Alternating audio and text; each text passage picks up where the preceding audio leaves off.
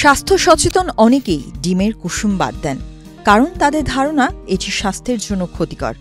কিন্তু ডিমের কুসুম বা সাদা অংশ উভয়ই রয়েছে নিজস্ব পুষ্টিগুণ, যা আমাদের শরীরের জন্য অপরিহার্য।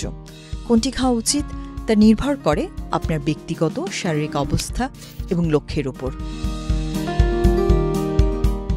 পদ্মা সেতু, মেট্রো রেল এবং এলিভেটেড এক্সপ্রেসওয়ে নির্মাণের গর্বিত অংশীদার বসুন্ধরা সিমেন্ট। ডিমের সাদা অংশ কম ক্যালোরিতে উচ্চ প্রোটিন। ডিমের সাদা অংশ, যাকে আমরা অ্যালবুমিন বলি, ক্যালোরিতে খুবই কম। যারা ওজন কমাতে বা পেশি গঠন করতে চান তাদের জন্য এটি আদর্শ। এতে প্রায় 4 গ্রাম প্রোটিন থাকে এবং এতে কোনো কোলেস্ট্রল ও ফ্যাট নেই। উচ্চ রক্তচাপ বা কোলেস্ট্রলের সমস্যায় ভোগা মানুষের জন্য এটি নিরাপদ। এটি কিডনি রোগের রোগীদের জন্য উপকারী, তবে অবশ্যই চিকিৎসকের পরামর্শ অনুযায়ী খেতে হবে। এর মূল কাজ হল পেশি গঠন, ওজন নিয়ন্ত্রণ এবং শরীরের কোষের পুনর্গঠনে সহায়তা করা। এটি রিবোফ্লাভিন ও নিয়াসিনের মতো ভিটামিনেরও একটি ভালো উৎস। ডিমের কুসুম পুষ্টির ভাণ্ডার। অন্যদিকে ডিমের কুসুমে থাকে ক্যালোরি, ভালো ফ্যাট, ভিটামিন এবং খনিজ উপাদানের ভাণ্ডার।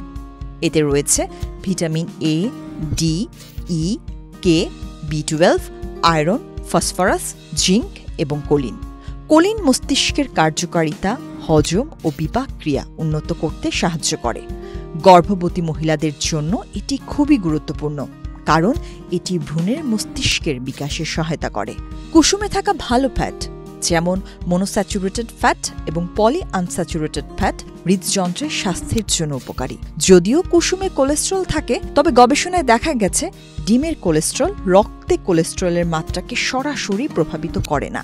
তবে যাদের উচ্চ কোলেস্ট্রল আছে তাদের কুসুম খাওয়ার আগে চিকিৎসকের পরামর্শ নেওয়া উচিত। কার জন্য কোনটি? যদি আপনি ওজন কমাতে চান বা কোলেস্ট্রল নিয়ে চিন্তিত হন, তাহলে শুধুমাত্র ডিমের সাদা অংশ খেতে পারেন।